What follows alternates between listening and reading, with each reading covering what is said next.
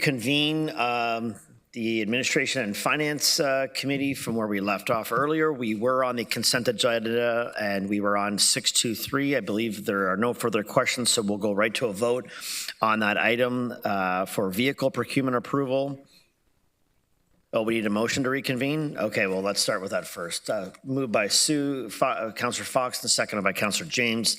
All those in favor, please.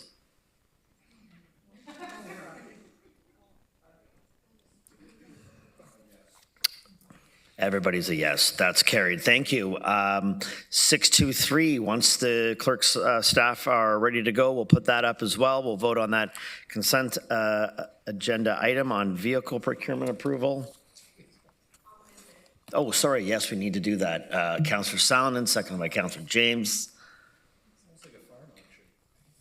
I always want to be an auctioneer, but I know.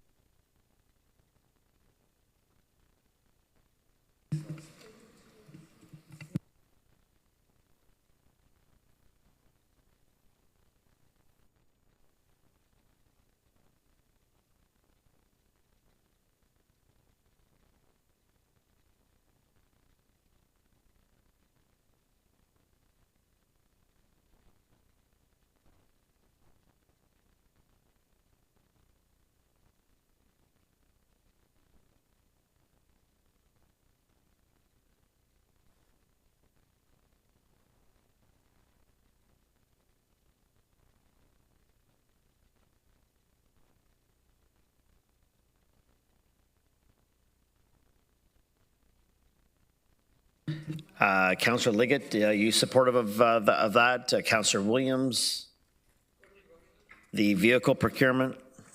Yes, I just did see the vote come up on my e-script. The ambulances? Carried, colleagues. Thank you. We'll move on to the regular agenda, the 7-1 strategic priority, resilient and future-ready organization. I'll call on Cheryl Braun, the acting commissioner, to speak to the report. Thank you, Chair, and through you, I'll just make some comments, very brief comments about the financial position, and then I'll turn it over to my colleague, Connie McDonald, if she wishes to make some comments on the plan updates. Overall, the operating budget is projecting a surplus, both for the property tax supported budgets and user rate budgets. There's quite a number of ups and downs, and in the interest of time, I'll just leave that as an exercise to the reader. On the capital side, we are projecting to spend about 72% of our capital program overall. That's based on looking at all of our projects with a budget of more than $1 million in 2024. I will pause there and see if there's any questions on the financial pieces.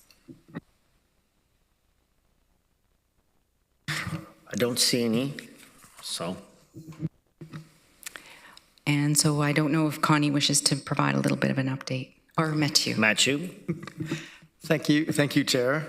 So I have a 10-page document to run you through the mid-year report. No, I'll keep it short, but I would say beyond the financials, the organization has performed well during the first half of this year, and I'll just share a couple of key highlights from related to the strategic plan. Just to and before that, just thank you for your ongoing leadership, for supporting us on all these priorities, on some of them that are challenging, and so I'd like to thank you and thank staff as well for their commitment to providing essential services to the more than 650,000 residents of the region. So on the Homes for All priority, we are addressing the urgent need for affordable housing. The region has made steady progress in the Building Better Futures goal to develop 2,500 homes by 2026, with today 2,350 homes developed so far, and over 1,000 that are in development and progressing well. So we're well exceeding our targets here. We're also taking unprecedented steps to address chronic homelessness. The region has more than doubled its shelter bed occupancy since 2018. That is counting emergency shelters, motels, and transitional housing. And in the last 6 months, Regional Council approved the multi-year plan to end chronic homelessness, as well as more recently, the purchase of 84 Frederick Street to use as a permanent emergency shelter for women in downtown Kitchener. On the climate line growth side of things, we're significantly reducing regional greenhouse gas emissions and energy consumption, so saving money and doing good things for the environment through retrofits, renewable energy, electrification, and other measures. So the targets that we had set in the corporate energy plan have been reached, and we've actually surpassed them. From a transit perspective, GRT ridership, and I know another report will come in September, reached 12 million riders in May, which is a 25% increase compared to the same period last year. And Council is continuing to make significant investments to advance transit projects. We talked today about the connection from Cambridge to Go. Stage 2 ION is advancing, as well as the acquisition for the potential Breslau station. And active transportation is also being advanced significantly, as you can see materializing, sometimes because of traffic on major corridors such as Victoria Street, where larger sidewalks and cycling lanes will be implemented. Regarding equity, 25 truth and reconciliation calls for action are being furthered by current initiatives. And it's really permeating all of the actions that we're undertaking. From a childcare perspective, childcare was made more affordable through the Canada-wide Early Learning and Childcare Agreement, with funding that supported fee reduction for over 20,000 licensed childcare spaces. And since 2022, over 1,000 new spaces were created in the neighborhoods that need them the most. Finally, the region is using data, research, technology, and new approaches for each of the 4 growing with care priority areas, but contributing to a resilient and future-ready organization. The cybersecurity defenses that we've talked about are increasing both through staff awareness and deploying next-level technology. The region continues to transform and enhance its digital services through, for example, our improved chatbot and live chat channels to make it easier for residents to contact the region and easier for them to navigate our services. And these are just the highlights, but I'll keep it short. So the report also mentions a few risks, so I think we still want to be careful about the growth. The region's growth is incredibly strong. We know we've been the fastest growing metropolitan area last year, which outpaces the resources to meet the needs of the community. We know that we have limited and outdated fiscal tools to meet that growth and to meet the needs of that growing community. As we discussed at the event where many of you were present with local MPs and MPPs. That remains a significant risk for the organization. We know also that recruitment and retention in a very competitive employment market continues to be a challenge. And that kind of wraps up my presentation for the content, and I'm really excited to see the second half of this year make us some more progress. Okay, thank you. Councillor Salonen. I was just going to move it. Great. Move the recommendation that the municipality of Waterloo take the following action with respect to the 2024 mid-year update as set out in the report. Receive the 2024 mid-year update that shows implementation and financial progress towards delivery on the region's annual business plan in support of achieving the vision set out by Council in the Strategic Plan 2023-2027 and amend the 2024 capital budget and 2025 to 2035 capital forecast for various capital projects as set out in the appendix. Seconder, Councillor Foxton. Colleagues, please use your e-scribe to vote.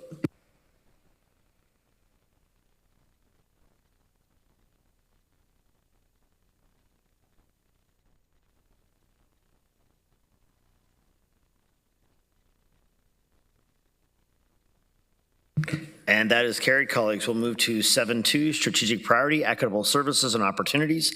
Call on Rod Regier, Commissioner of Planning Development, to speak to the report.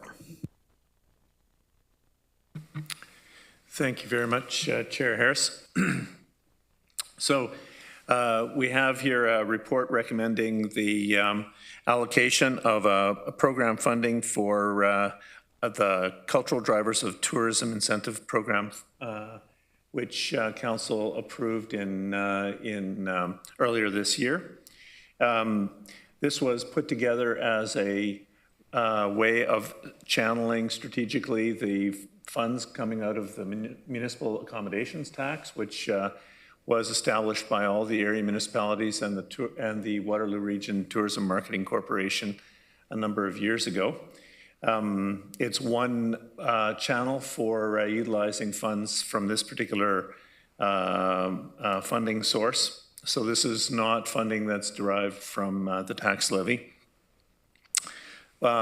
We've taken our staff, and Janine Toms is in the audience here, available to answer questions with me. Our staff have applied the criteria that were approved earlier this year to the funding envelope that was established in the 2024 budget of $213,000. And you have before you recommendations with regard to those allocations. You'll recall that the delegation this morning, or earlier this evening, had identified the desire for additional funding that was aligned with their previous historic allocations. I guess we're in council's hands with regard to the recommended allocations. Councillor Solomon. I just wanted to say thank you very much for the report, and I was thrilled to see that all area municipalities received funding. That was really great. And then I guess just to clarify, I'm assuming because the balance in the account is still quite significant, it's just that we don't deplete it every year. It's to be able to give out to every eligible group essentially within that 7% range. Is that correct? Yeah, that's correct. Essentially, we took the allocation that council approved for this particular component and used the formula to allocate to the applicants. Not all of the applicants were actually eligible for funding. The remainder of the fund is being held, and you have a report dealing with the esports application. So there is a reserve in the there is a balance in the reserve which is extremely useful in dealing with one-off type of events, such as the esports event, which we're bringing forward later tonight. But yeah, it's a healthy balance, and it does give us some flexibility to deal with one-off events as they come forward. That's great. Thank you. I'll move it. Councillor Foxton. Thank you, and to Rod. So is this like the Oktoberfest money, and they got $54,400, and they said they were $10,000 short. Is this the one where they got clawed back $10,000, or did I misunderstand what they said? Yeah, no, I think that's correct. So when this program was established, this is the basket where Oktoberfest naturally fits, and they are eligible, and we've got an allocation for them. The way that the funding formula worked, it doesn't give them the full allocation which they had historically received. They received typically $65,000, and I think the delegation was pretty clear that they feel like they need that $65,000 investment. So what we've been doing, and I think this is the second year of an adjustment process, Janine, that is bringing their allocation into alignment with the rest of the funding allocations. Thank you. Councillor Hunick. My question was just answered. Sorry, Chair. Thank you. No, don't sorry at all. Councillor Verbanovic. Thank you. I would like to move an amendment to the KW Oktoberfest amount. Sorry? 10,600. Yes. And so that they can maintain their existing funding in 2024. I do that because, and I think we heard many of the rationale, much of the rationale from the organization when it was here. It is, I think, this region's longest running festival, or pretty close to, if it isn't already. We're seeing the results on festivals across the country, including Just for Laughs, including TIFF and others that are either having to shut down temporarily, and are taking hits at a time when these kinds of things are needed in our communities more than ever, to bring people together, to create senses of belonging and so on. And we also heard, and we know of the role that they play in supporting the community around other festivals and events. I think, as an example, there were some watch parties. I forget what it was, hockey or NBA or something. I think Mayor McCabe, you did some up in Waterloo, and I think Oktoberfest provided their screen truck for it, and so on. Yeah, no, I realize that, but anyway, so I would move the original amount. And it would come from the reserve. So he has made an amendment to the recommendation, or I guess have you moved it with a did I don't think I got it. I don't think we got to move. So I had moved it. I don't know if it was seconded or, yeah. Okay, you moved it, Councillor Stalin, that's right. Okay, I'm seconded fine with the amendment.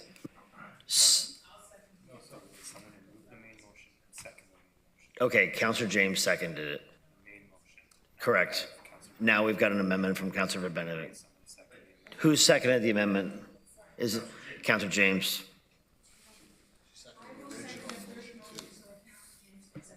If it's required, we'll do that. I mean, I said I would take it as a friendly if we're. We don't do friendlies. We're not. We did earlier We're not today. friendly here. I'll second that if you're looking for a different seconder. Yeah, we got a different seconder. So the amendment is just reread that, Councillor Benedict, the 10,600, I believe. To adjust the KW Oktoberfest grant to the $65,000 amount. Okay.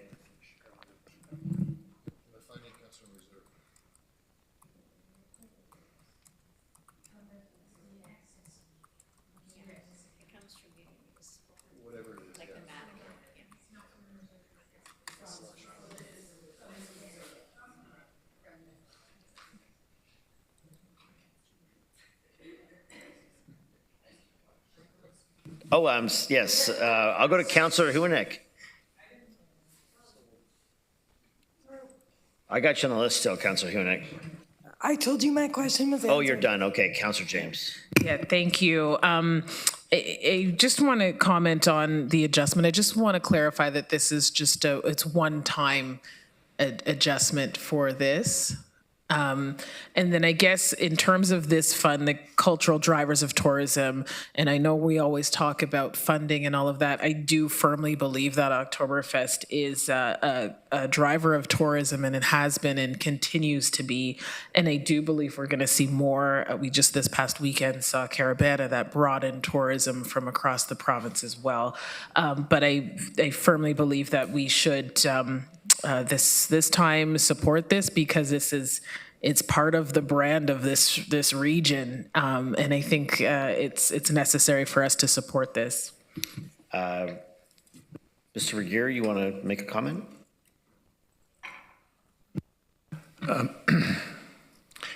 Yes, I would say, certainly all of the organizations that were recommended for funding are attracting tourists that have overnight stays in the region of Waterloo. In fact, an estimate as to the overnight stays was the basis for an allocation here as well. So certainly that was taken into account in the calculation. Councillor Wolf. Through you, Mr. Chair. I'm glad that we have the fund. I'm looking at the Cambridge organizations and particularly the Scottish Festival, whose allocation you're reducing, and it's one of our major festivals. The total funding from this, out of the 213,550 for Cambridge, is 16,500. I look at the Blues Festival, 34,000 increase, all the way down, significant monies. And I think that, I know we don't tend to practice geographical equity, but I think that it would make sense to at least give the Scottish Festival the $10,000 instead of $8,200 that they asked for, which would be $1,800 more. Because I do think that, again, the funding, which is regional, which is supposed to go throughout the region, doesn't seem to be there. So I would like to make a motion to increase the Scottish Festival by $1,800. So I've got an amendment to the main motion that's been amended once already. Do we have a seconder for this, Scott? Councillor Craig. Do we have further discussion, Chair Redmond? Point of process. I'm just a bit confused. We have an amendment on the floor that's not been voted on. Don't we need to dispose of that first? So we're gonna, my apologies. So good point. We will. Mr. Chair, in Yes. the efforts of expediency and recognizing that we don't do friendly amendments. We don't. Can I withdraw my motion, my amendment, and put a new amendment on the floor that actually adjusts and makes both of those changes? So we'll withdraw your amendment. So I'm withdrawing my original bring in a new one. amendment, and it would be seconded by Councillor Foxton again, or James? Okay. All right, so we've got a new amended. That adds in, 18,000, or sorry, 10,600 for Oktoberfest and 1,800 for the Scottish. Okay, Chair Redmond. Thank you, Chair Harris. I appreciate the fact that staff has done this and that there were eligibility criteria that everybody on this list adhered to. I just want to, and I have no problem with supporting both the Highland Game or Scottish Festival as well as Oktoberfest. What was the formula that was based on their reduction? And these additions to this fund are coming out of the VAT tax? And does that leave enough for the sporting event, which is later on in the agenda?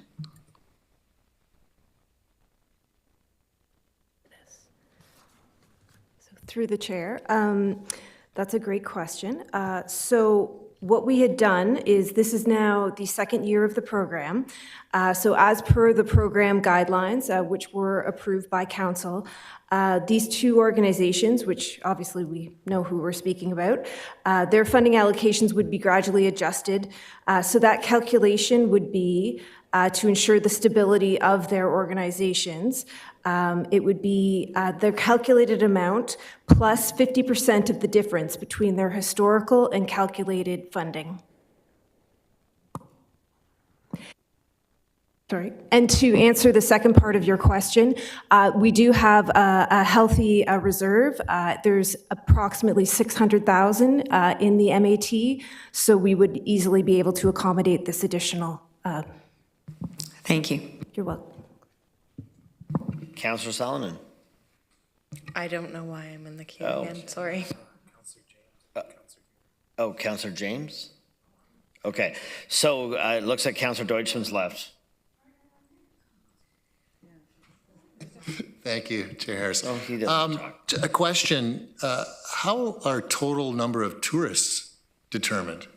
How is that number, is it supplied by the organization? How do we verify that? I'm just surprised with some of the numbers that I see here. Again, through the chair, so great question. So we, as part of the application process, each applicant has to submit a worksheet, which gives an outline of all of the attendance numbers for all of their events. It then has a breakdown of those that are deemed tourists, which we've determined is anyone that's 40 kilometers away from Waterloo region. And then there's another column that they can indicate if that is done by estimate or by actuality. So this is all from the applicant? Correct. Okay, so we're trusting the applicant with respect to those numbers? Okay. Yes. Thank you. Councillor Hoenick? Thank you, Chair Harris. I do have a question after all. I appreciate that we're dealing with legacy funding and that we're trying to maintain the brand of the community. However, I'm just concerned that if we increase this funding back to its original amounts, how will we ever bring these organizations in line with the funding criteria that we set out? I know that Janine can't answer that for me, so I'm just leaving it on the table for colleagues to ponder. Staff want to answer that one, or I don't know how you want to put the... Through the chair, I think it would be up to the discretion of council to determine going forward how we would bridge that. The additional inclination of funding would then mean that disbursement next year would be back at this horseshoe again, so. Yeah, that's a good answer. I think that by virtue of us doing this now and communicating, to the groups that this is the allotment, that this is a one-time thing, that they need to be on notice for next year that this is the reality that they'll be faced with. So, Councillor Foxton? I just wanted to say, excuse me, how much I do enjoy this spreadsheet and the interesting numbers and again, the calculations are interesting. And you say we have a surplus of around, did you say we have what surplus do we have? 600. 600,000? We have a surplus of 600,000? I think Ms. Braun wants to clarify that. So in the report that's further in the agenda regarding the e-sport, there is a projection for the reserve fund, which with that e-sport application and the existing allocation from the fund will leave about $500,000 at the end of 2024 in that fund, based on collections. So currently there's about 600,000 in there. I believe we're expecting another 300,000 in collections for this year. And then there's the draws for these two reports. So that'll put us at 500. So I know you've done a formula and I commend what you've done. I love that you have a $600,000 surplus. I wish we had it in all our accounts. The Blues Festival, Blues Fest, it received almost double, more than double what they did last year. Just an interesting number. Anyways, I will leave it at that. And the number is 33. Like the attendance for the Blues Fest was larger than Oktoberfest by about almost 10,000 people. Oh, am I looking at the wrong? Total tourists, 33,600. And Oktoberfest down at the bottom is 24,350. Tourists, I meant. Did I? Oh, right. Okay. Not attendance, my apologies. Okay, colleagues, I don't have any other speakers, so we've got an amended motion. We'll put that up, and I think it's appropriate that we vote on this. We're voting just on the amendment. Thank you.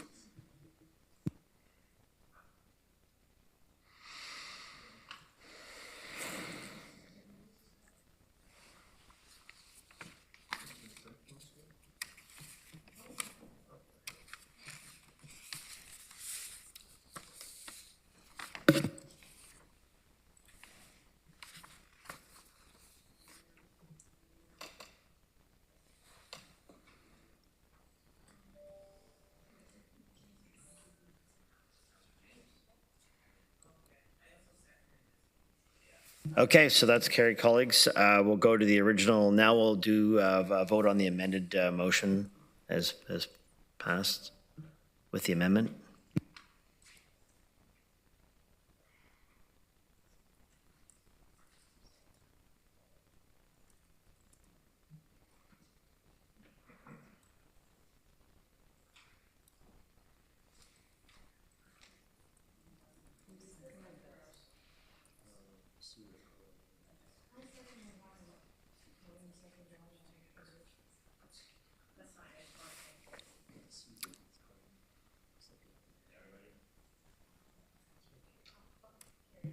Okay, we've got that one carried.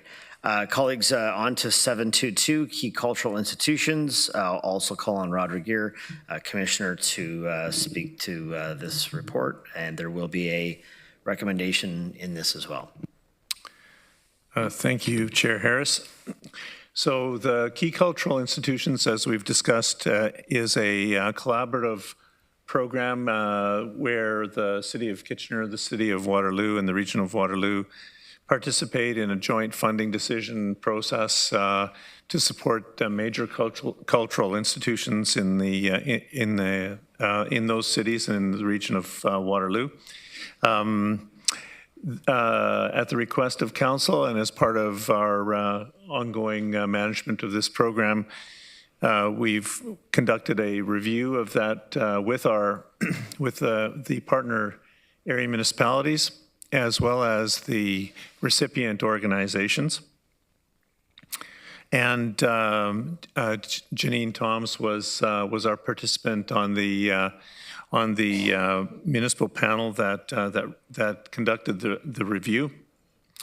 The City of Cambridge, I would say, I'm pleased to say, was an observer to that process. The City of Cambridge is not a formal participant in the program, but it is, as we've discussed previously, a major supporter of particularly the Drayton Festival in the city.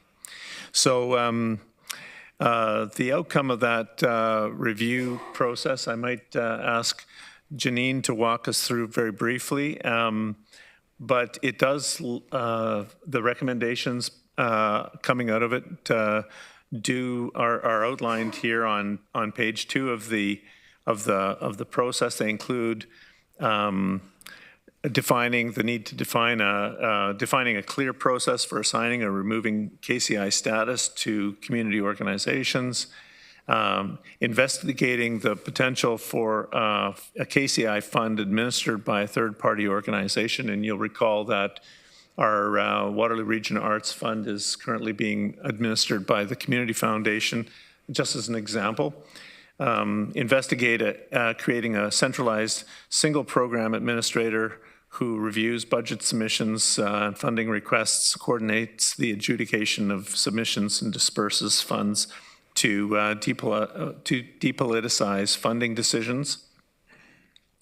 Ensure that the adjudication of submissions be completed by the Municipal Cultural Initiatives Working Group and a jury of peers, for example, other institutional leaders from other communities who understand what it takes to do this work. To move to a multi-year funding model for cultural institutions in order to provide for stability in their ongoing planning process, and to update reporting metrics to ensure equitability and alignment across organizations with different operating models. And finally, to adjust the timing of KCI funding applications to better align with provincial and federal funding programs. So that's in a nutshell. Those are the recommendations of the panel that reviewed the program. And Janine and I are here to respond to any questions you may have. And there are a few. Councillor Foxton. I'm sorry, that must be a past a legacy. Old one. Okay, Councillor Wolf. Through you, Mr. Chair. I've read the report and I know it said that the region is in favor of funding Drayton Entertainment, but then you refer to the chart and the chart doesn't have Drayton Entertainment funding on it. So I'm trying to, or the chart I was looking at, I don't have it right here. I guess I want to know, are we funding Drayton Entertainment under this process? Yes. We are. Yes. And do they show up in the chart? Janine. Through the chair. So as we work with our area municipalities, we needed to sort of finesse how and which Drayton is looked at. The cities of Kitchener and the cities of Waterloo do not provide funding to Drayton Entertainment. So we had also shown the report was something that we had done mutually. So there was a little bit of back and forth. So yes, Drayton is included, but we've separated them out as the region currently is the funder for that organization. Okay, so that's good, because I know that Kitchener and Waterloo fund the other organizations, but we're talking about regional funding, which should be equitable throughout the region. So I'm happy to hear that Drayton Entertainment will be funded. Councillor Banovic? Thanks very much, Mr. Chair. And I'm pleased to move this. I don't believe anybody's moved it yet. And want to thank staff for their work. Mr. Regier, just to be clear though, today what we're really passing is the funding model for 2025 and the work that will be done for 2025. But the decision point on that work is something that will follow after the dialogue between the area municipalities and the region. Is that correct? Yeah, that's, excuse me, that's correct. The funding decisions are brought back to council after the allocations are made through the budget process. These recommendations, my suggestion would be that there's some operational recommendations here. There are also there are implications with the way that we present the budget for the key cultural institutions program in 2025, and then there are some process suggestions here that would affect the way that we manage the application process and that sort of thing. But that would come back as part of a future report, both to us and the area municipalities. I mean, specifically, I'm looking at the issue of the potential of a third-party organization. I'm not sure, quite frankly, that Kitchener Council would be supportive of that as a future direction. So we're not making that decision today. No. That's part of discussions and negotiations that'll happen going forward. Yeah, that's correct. Okay, so yeah, I will move the recommendation that's before us. Do we have a seconder? Including Councillor Fox, including the funding for Drayton, and I do like the fact that this report actually speaks to how in the future organizations can be added in or taken off this list. I think that's been a source of contention in the past. Was seconded by Councillor Fox. And further discussion, Councillor Hunick? I know that Drayton Entertainment is located in Cambridge and St. Jacobs, and I'm sure they're located in Drayton as well. Do we know if the municipality of Drayton also contributes to their funding? Janine may know the answer to that question. I do not.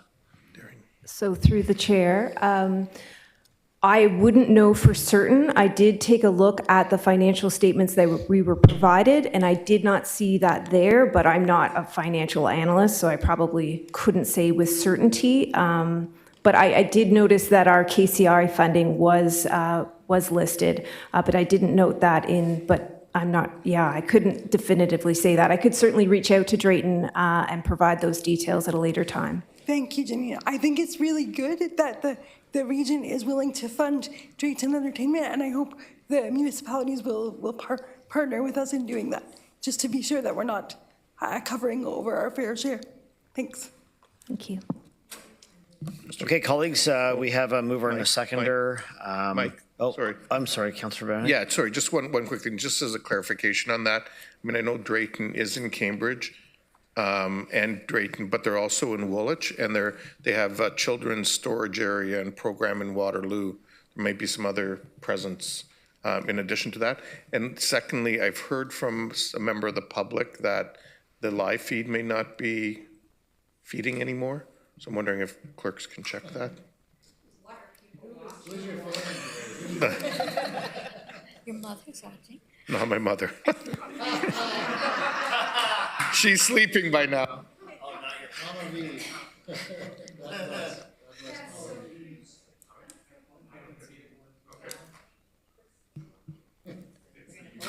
Okay, yes, I think we're ready to vote, and so we'll get that up, colleagues.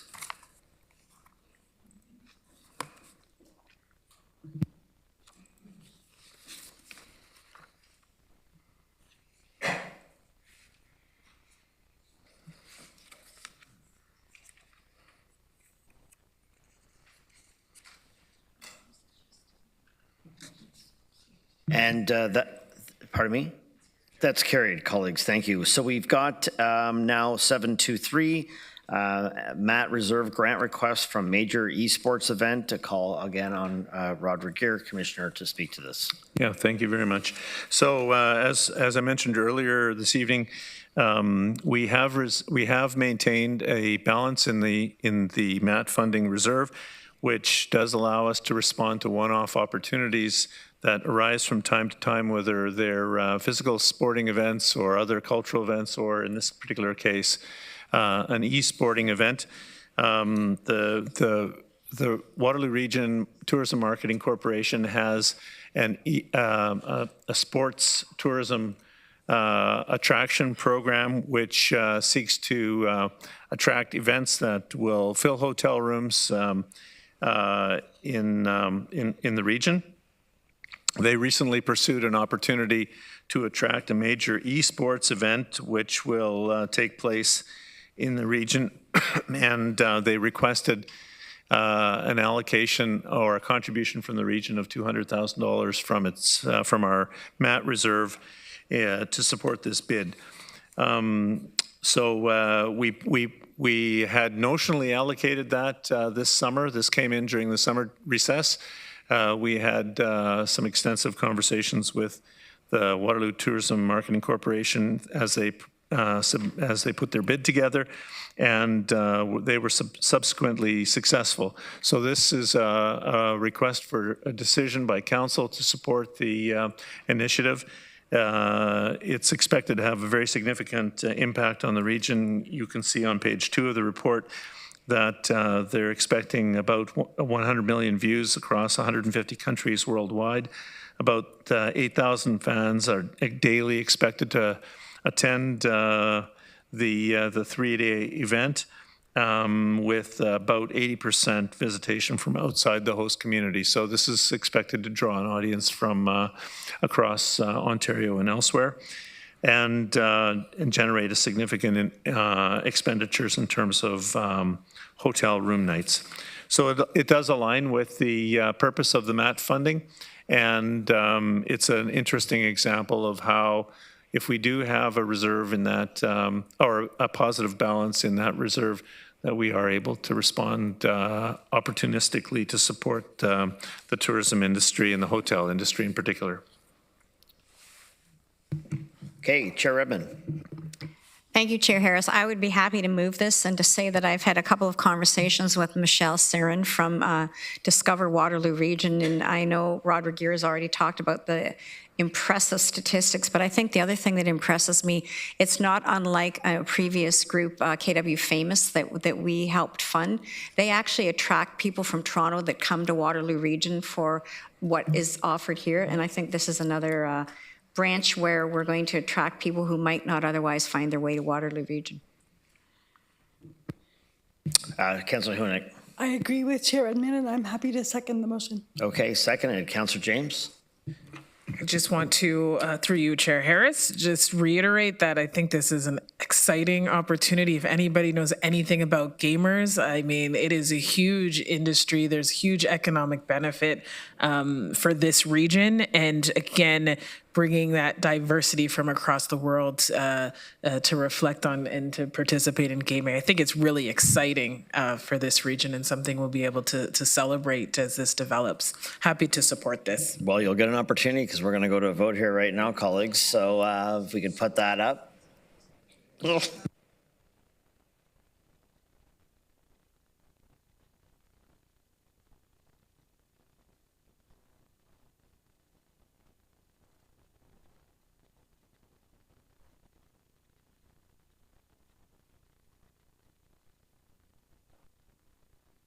Oh, Councillor McCabe? Sorry.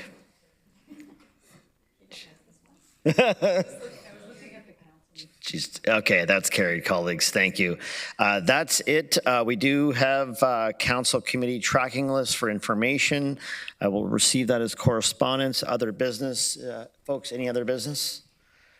Seeing none, colleagues, as we close out administration and finance, I want to highlight that this will be the last ANF meeting for our staff member or acting CFO, Cheryl Braun.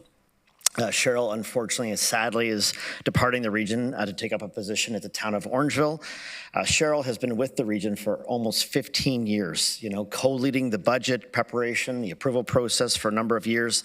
Obviously, in that time, she's also developed budgeting principles, policies, projection models, and funding strategies to secure long-term financial sustainability here at the region. A AAA credit rating, success to the staff and the hard work of our former CFO, and of course, you, Cheryl, and the current finance team. Of course, you leave the region in a great financial position. And of course, on behalf of every council member here, thank you so much for your long, dedicated service, and we wish you all the best, okay? Thank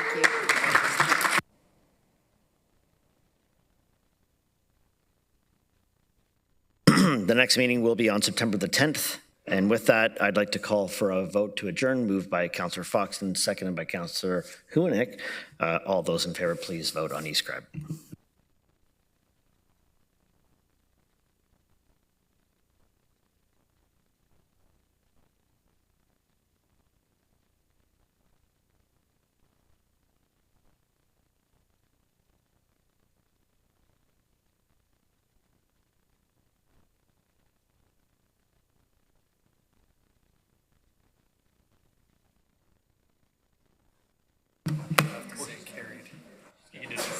It's carried.